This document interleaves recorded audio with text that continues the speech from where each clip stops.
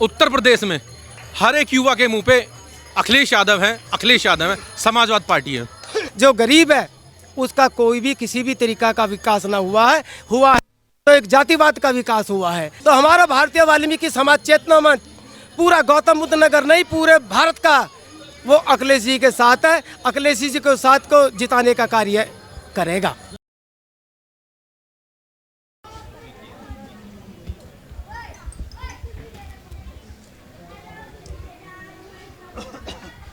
एक बार तालियां।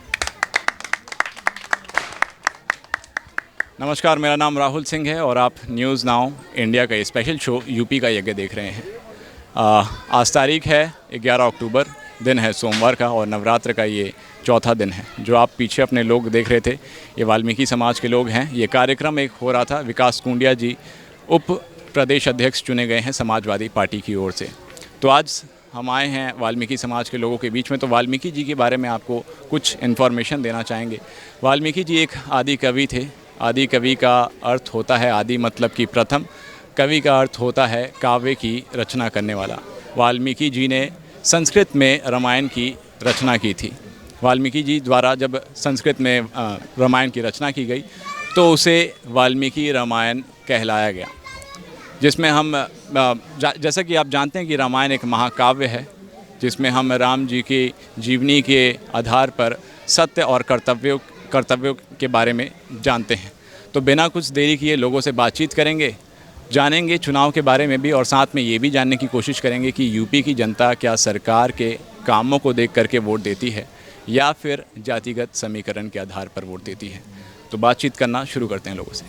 जैसा कि आप भी जानते हैं कि आज से करीब 5 या 6 महीने बाद उत्तर प्रदेश में चुनाव होने वाले हैं। तो चुनाव को लेकर के क्या तैयारियां रहने वाली हैं आपकी, ज़रा बताइए थोड़ा। देखिए, मैं आपको बता दूं कि आने वाली 12 तारीख को हम लोग रथ यात्रा के माध्यम से प्रदेश की हर ज़िले में हर तहसील तक जाने का काम करेंगे। आदरणीय राष्ट्रीय अध्यक्ष जी खुद हर ज़िले की हर तहसील तक जाएंगे और ये जो दमनकारी सरकार बीजेपी की है प्रेजेंट में, जो इन्होंने हर वर्ग के लोगों को परेशान करके रखा है, इनकी जन विरोधी नीतियों को जन जन तक पहुंचाने का हम लोग काम करेंगे। और जिस तरीके से हमने 12 से 17 के बीच जो हमारा कार्यकाल रहा था, उसमें अगर हम मेट्रो की बात करें नोएडा में तो वो आदरणीय अखिलेश यादव जी ने दी थी। अगर हम कन्या विद्याधन की बात करें तो वो आदरणीय अखिलेश यादव जी ने दिया था। विधवा पेंशन, वृद्धा पेंशन की हम लोग बात करें तो वो आदरणीय अखिलेश यादव जी ने दी थी। अब आप जानते हैं, आप मीडिया के बंधु हैं कि 1090 अगर चलाने का काम किया तो वो आदरणीय अखिलेश यादव जी ने किया था। महिलाओं की सुरक्षा पर आदरणीय अखिलेश यादव जी ने बहुत काम किया था। डायल 100 भारत का एक पहला ऐसा प्रदेश था जिसमें आप 10 मिनट में अगर कॉल करेंगे तो 10 मिनट में पुलिस आपके पास होती थी, चाहे आप ज़िले के किसी भी कोने में हो। तो वो जो सबसे बड़ा काम था डायल 100 देने का, वो आदरणीय अखिलेश यादव जी की देन है। दूसरी चीज़ मैं आपको बताना चाहूँगा कि जिस एक्सप्रेसवे से आज हम लोग 5 घंटे का सफ़र, जो 7 घंटे 8 घंटे 10 घंटे का सफ़र था, उसको अगर हम 5 घंटे में तय करते हैं तो वो आदरणीय राष्ट्रीय अध्यक्ष जी की देन है कि आज हम लखनऊ एक्सप्रेसवे पे जाते हैं। आप पत्रकार बंधु हैं, आप गए भी होंगे, आप बताएं कि आपको कैसा लगा वो एक्सप्रेसवे। तो काम बोलता है। अच्छा, मैं आपको रोकना चाहूँगा इसलिए क्योंकि आपने सुरक्षा की बात की, डायल 100 की बात की, 1090 की बात की, मगर योगी सरकार तो कहती है कि हमने अखिलेश के मुताबिक में अपने कार्यकाल में अपराध को जो है वो काफ़ी कम कर दिया है। अखिलेश सरकार के कार्यकाल में अपराध जो था काफ़ी था। ये कहते हैं कि हमने अपराध को काफ़ी हद तक कम किया है। इस पर क्या कहेंगे? देखिए, मैं आपको बताना चाहूँगा, अपराध की अगर हम बात करें तो लखीमपुर खीरी में क्या हुआ है, क्या वो अपराध नहीं है? आप देखिए, एक मंत्री का बेटा जिसने नरसंहार किया किसानों का, उनकी क्या गलती थी किसानों की? वो अपना अधिकार मांग रहे थे, अपना हक मांग रहे थे, किसी से झगड़ा नहीं कर रहे थे। आपने वीडियो देखा होगा कि लोग जा रहे हैं और पीछे से गाड़ी चढ़ती चली गई। तो अगर हम सुरक्षा की बात करें, अगर हम सम्मान की बात करें तो भाजपा जो पार्टी है वो सम्मान कुछ इस तरीके से देती है कि लोगों को चलते हुए पता नहीं चलता कि पीछे से मौत आ रही है और लोग रौंद दिए जाते हैं। तो इस तरीके से समाजवादी पार्टी की जब सरकार थी तो हम लोगों ने कोशिश की कि हम पूरी तरीके से सुचारू रूप से हम जो कानून व्यवस्था को बनाए रखें। और मैं आपको बताना चाहता हूं, आपके माध्यम से कहना चाहता हूं कि आने वाला 2022 जो है वो समाजवादी लोगों का है और समाजवादी पार्टी एक अच्छा उत्तर प्रदेश और उत्तम उत्तर प्रदेश बनाने का काम करेगी। और ये जो लोग चंद दिनों के मेहमान हैं, ये भी समझ लें कि अगर आप लोग फिर से इन 6 महीने में भी अगर आप नहीं माने हो तो समाजवादी पार्टी इतना बड़ा आंदोलन रोड पर करेगी कि आप लोगों को घुटने टेकने पर मजबूर कर दिया जाएगा। ये मैं आपके माध्यम से कहना चाहता हूँ। ठीक है, एक सवाल कॉमन मैन से लेंगे, आपसे जानना चाहेंगे, मुझे ये बताइए क्या उत्तर प्रदेश की जनता सरकार के कामों को देख करके वोट देगी इस बार, या फिर जातिगत समीकरण के आधार पर वोट देगी, जात पात को देख करके देगी? देखिए, आप जो कहना चाहते हैं, सरकार अखिलेश यादव के चेहरे को वोट देगी, अखिलेश यादव को वोट देगी, क्योंकि आने वाले समय में भी और जाने वाले समय भी अखिलेश यादव जी ने, आदरणीय अखिलेश यादव जी ने बहुत काम किए हैं।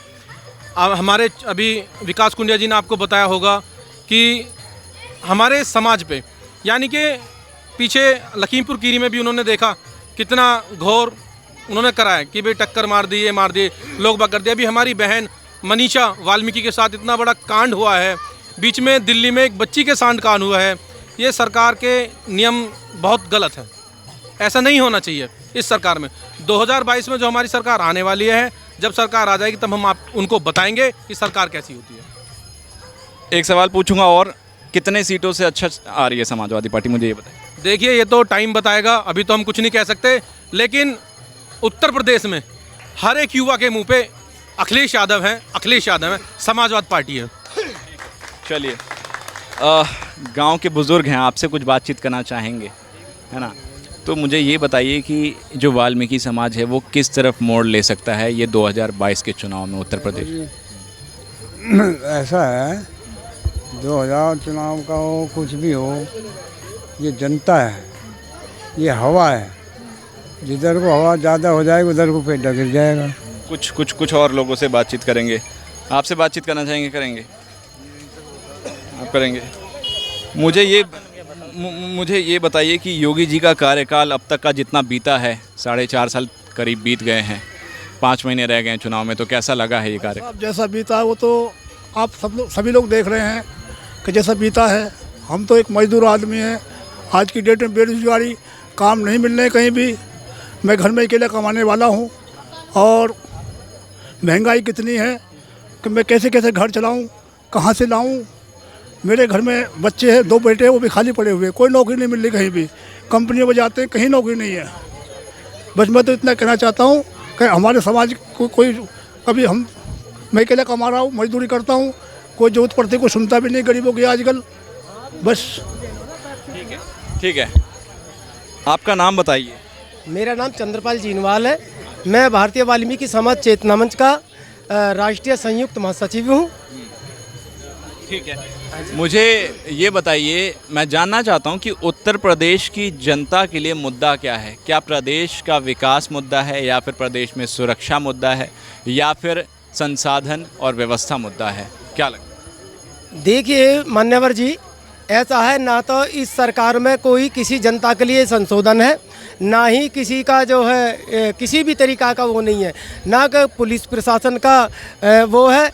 अभी ये देख लीजिए, जो हाथरस कांड हमारी बेटी मनीषा वाल्मीकि के साथ में हुआ, जिस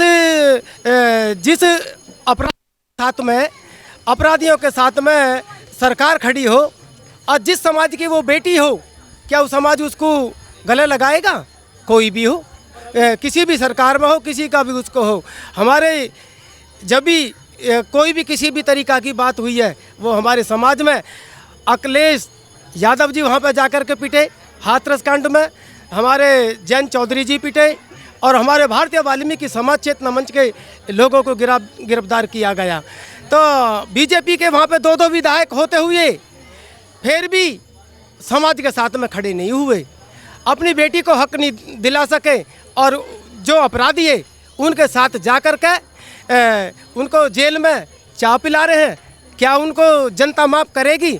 जनता का कोई भी काम इसी तरीका का नहीं है कि वो जनता के हित का हुआ हो इस सरकार में। एक तो जातिवाद, जितने भी मंत्री संतरी हैं, कोई कहता है कि भाई जातिवाद फैलाने का काम करती है, आरएसएस में करती है, शिवसेना अलग करती है, बजरंग दल अलग करती है।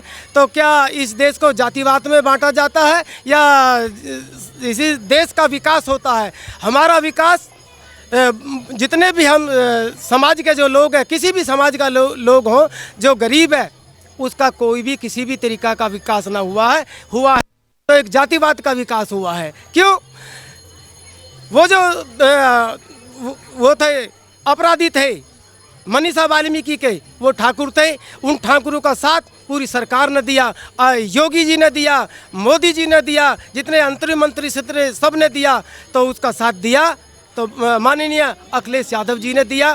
तो हमारा भारतीय वाल्मीकि समाज चेतना मंच पूरा गौतम बुद्ध नगर नहीं, पूरे भारत का वो अखिलेश जी के साथ है। अखिलेश जी के साथ को जिताने का कार्य करेगा। ठीक है, तो इनकी बातों से कुल मिला के साफ जाहिर हो रहा है कि जो कानून व्यवस्था है उत्तर प्रदेश की वो काफ़ी बिगड़ी हुई है, काफ़ी ख़राब है। मतलब कोई ज़्यादा कानून व्यवस्था कठोर नहीं है, सख्त नहीं है। जो ये डंका बजाते चलते हैं कि अपराध मुक्त प्रदेश को किया है, वो ज़मीनी हकीकत पे जब आप देखेंगे तो वो नज़र कहीं ना कहीं नहीं आती है। आपसे जानना चाहेंगे आपका नाम? मेरा नाम धर्मवीर वाल्मीकि। अच्छा धर्मवीर जी, ये बताइए कि मैं एक सीधा क्वेश्चन पूछना चाहता हूं कि उत्तर प्रदेश की जनता के लिए मेन मुद्दा क्या है? क्या प्रदेश का विकास बड़ा मुद्दा है, सुरक्षा व्यवस्था ज़्यादा बड़ा मुद्दा है, या फिर व्यवस्था और संसाधन बड़ा मुद्दा है? देखिए, अगर इन सारी बातों पर अगर चर्चा करी जाए तो इस सरकार में किसी भी एंगल पे ये सरकार काम नहीं कर रही है, किसी मुद्दे पे भी काम नहीं, ना विकास पे कर रही है, ना सामाजिकरण कर रही है। मतलब किसी भी कहीं तक भी कोई भी बात, इनका कोई एक भी काम अगर ये गिना दे अच्छा ही, अब भाई हमने ये काम कराया अच्छा, एक भी मजदूर मरा है, किसान मरा है, वर्कर सोशल वर्क मरा है, एक भी किसी का भी भला बताओ, या कहीं इन्होंने मतलब कहीं कोई ऐसा विकास किया है? ये सब जुगलेबाजी है, कहीं भी कुछ नहीं हो रहा है। सिर्फ इस देश को लूटा जा रहा है, देश को बेचा जा रहा है। एक भी जगह ऐसी बता दो जिन्होंने नहीं बेची हो तक। ना है कोई विकास है, ना कोई नौकरी है, ना कोई रोजगार है। और हमारा जो मानना है, हमारा मानना ये है कि आने वाले समय में जैसे जिस तरीके से इनको बैठाया है, ये भारत की जनता है, सब कुछ जानती है, इतनी पागल नहीं है। आने वाले समय में फिर के गिराने का काम उत्तर प्रदेश की जनता करेगी। अच्छा, एक सवाल और जानना चाहते हैं। देखिए, उत्तर प्रदेश की जनता जो है वो एक जगह पे टिकती नहीं है। आप 2007 से देखिए, उस वक्त पे मायावती थी 2012 तक। 2012 के बाद से फिर कार्यकाल बदला, अखिलेश यादव जी आए, काफ़ी काम किए। उसके बाद से फिर पता नहीं जनता ने क्यों सरकार पलट दी और योगी आदित्यनाथ जी को चुन लिया। अब ये 2022 तक हैं। अब 2022 में मुझे ये बताइए, क्या जनता दोबारा से सत्ता को पलटेगी या फिर रिपीट होंगे योगी आदित्यनाथ जी? सत्ता पलटने का तो दोबारा रिपीट होने का तो कोई मतलब ही नहीं है, क्योंकि इन लोगों ने जो हर काम पे, ये जो सरकार चल रही है हर काम पे विफल है ये सरकार। कोई भी ऐसा काम नहीं है, ये जो ज़मीन पे इनका कोई काम नहीं है। और क्या क्या करें, ये सरकार जो हर तरीके से फैले ज़मीन के ऊपर। और सत्ता परिवर्तन होएगा और माननीय अखिलेश यादव जी की सरकार बनने जा रही है। पूरा युवा उनके साथ है, पूरा प्रदेश उनके साथ है। बहुत जल्द समाजवादी मैं दो तीन चीज़ें मैं बनेगी, ठीक है। मैं काटना चाहूँगा 2-3 चीज़ें। आप कह रहे हैं कि कोई कुछ भी चीज़ नहीं है, मगर मैं आपको बताना चाहूँगा कि आप सड़कों की हालत देख लीजिए, गड्ढा मुक्त सड़कें हो गई हैं। कहते हैं बड़े बड़े बैनर पोस्टर्स लगे हुए हैं कि गन्ना किसानों का कर्ज माफ़ कर दिया, ये कर दिया। उसके बाद फ्री वैक्सीन्स लग रही हैं लोगों को। उसके बाद में बिजली मिल रही है और राशन भी फ्री मिल रहा है, आप देख ही रहे होंगे आपके सामने। तो तमाम चीज़ें हैं, तो उसके बावजूद भी आप कह रहे हैं कि कुछ हुआ नहीं है, तो कैसे माना जाए? महंगाई इतनी है कि बिजली के रेट देखो, बिजली के रेट कहाँ चले गए। पिछली सरकार में कहाँ थे, अब कितनी बढ़ोतरी हुई है रेटों में। बिजली के रेट में दोगुनी बढ़ोतरी हो गई है। तो बताइए, जो मतलब पिछली सरकार में जो बिजली के रेट कम थे और अब ज़्यादा हो गए, क्या लोग इनको वोट दे देंगे? मेरा मानना है कि लोग वोट नहीं देंगे इनको। जी, इस बार सत्ता पलटेगी, सरकार पलटेगी। ठीक है। कुछ और बात कहना चाहेंगे आप? विकास जी, मैं आपसे ये कहना चाहता हूँ कि 4.5 साल लगभग हो चुके हैं भाजपा की सरकार को, और प्रदेश में बहुत बड़े बड़े नेता वाल्मीकि समाज से भाजपा में जुड़े हुए हैं। आप रिसेंटली जो पीछे आप देखेंगे तो अभी मंत्रिमंडल का विस्तार पिछले 2 हफ्ते या 3 हफ्ते पहले भाजपा का हुआ है।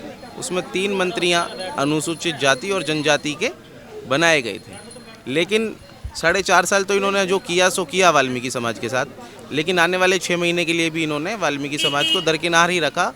इन्होंने ये समझा ही नहीं कि ये लोग इनके वोटर हैं या इनके सपोर्टर हैं।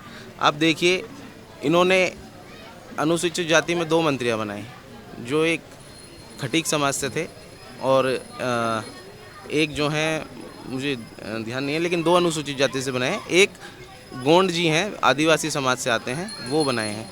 तो मैं मतलब ये मेरा सवाल है भाजपा से कि क्या आप लोगों को वाल्मीकि समाज कभी दिखाई नहीं देता? सिर्फ वाल्मीकि समाज वोट के नाम के लिए आपको दिखता है कि हम हिंदू हैं और हम वोट करेंगे।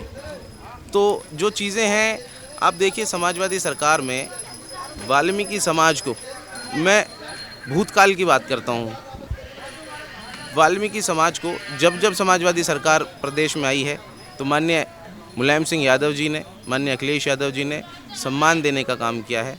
पूर्व में 2 बार हस्तिनापुर से माननीय प्रभुदयाल वाल्मीकि जी हैं, वो राज्य मंत्री रहे हैं हमारे। और भी जो सफाई आयोग के चेयरमैन जुगल किशोर वाल्मीकि जी रहे हैं हमारे, तो नंद किशोर वाल्मीकि जी रहे हैं। तो ये चीज़ें, टिकट लगभग 18 से 20 टिकट्स हमारी समाज को समाजवादी पार्टी हर बार विधानसभा के चुनाव में देती है। तो ये चीज़ें कहीं ना कहीं फैक्ट दिखाई देता है कि भाजपा सिर्फ जाति की बात जो है तब तक करती है कि जब तक उसका काम ना निकले। जिस दिन उसका काम निकल जाता है तो उस दिन वो लोग हम लोगों को, जिस तरीके से एक हमारे बुजुर्ग ने कहा था कि जैसे बिरयानी पकती है तो उसमें सबसे बढ़िया जो काम होता है वो तेज पत्ते का होता है, उसको सबसे पहले डालते हैं। लेकिन जैसे बिरयानी पक के तैयार हो जाती है, चाहे वो वेज हो या नॉन वेज हो, सबसे पहले निकाल करके तेज पत्ते को ही पतीले के बाहर फेंक दिया जाता है। वो किसी काम का नहीं रहा। तो वो चीज़ें कहीं ना कहीं दलित समाज के साथ इन्होंने की हैं। तो ये चीज़ें हम आपको बता रहे हैं कि इन सब चीज़ों को देखते हुए इस बार हमारा समाज आने वाली 2022 में समाजवादी पार्टी को चुन रहा है।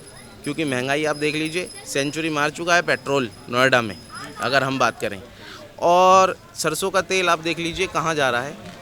एक गरीब आदमी, आप समझिए 8,000 10,000 की नौकरी करने वाला वाल्मीकि समाज का एक युवक, जिसके 2 बच्चे और माता पिता हैं, वो कैसे सर्वाइव करेगा 10,000 की नौकरी? मुझे अंत में मुझे लास्ट में ये बताइए कि मुद्दा क्या रहने वाला है? क्या महंगाई मुद्दा रहने वाला है? क्या प्रदेश में विकास नहीं हुआ है, या फिर व्यवस्था की कमी है, या फिर महिलाएं सुरक्षित नहीं है? मेन मुद्दे कौन कौन से उत्तर प्रदेश की जनता के लिए हैं, मुझे ये बताइए। देखिए, अगर हम बात करें चुनाव में जाने की, तो मुद्दे कहीं ना कहीं ये सारे ही मेन हैं। जो आपने हमें गिनवाए सारे ही मुद्दे मेन है। महिला सुरक्षा नहीं है, हाथरस जैसा कांड हमारे प्रदेश में इतना बड़ा कांड हो गया। किसान की बात करें अगर हम, जो अन्नदाता है हमारे देश का, लखीमपुर जैसा कांड आप देख लीजिए। रोज़ कहीं ना कहीं पुलिस के द्वारा बर्बरता की जाती है, लाठीचार्ज किए जाते हैं सफाई कर्मचारियों पे। और महंगाई सबसे प्लस, जो आप देखिए, जो लोगों को चाहिए, क्या चाहिए, 3 चीज़ों से इंसान की ज़िंदगी जो ज्ञापन होती है, जीवन व्यापन होता है, रोटी, कपड़ा और मकान। ये 3 चीज़ें चाहिए, और यही 3 चीज़ गरीब आदमी के पास है नहीं।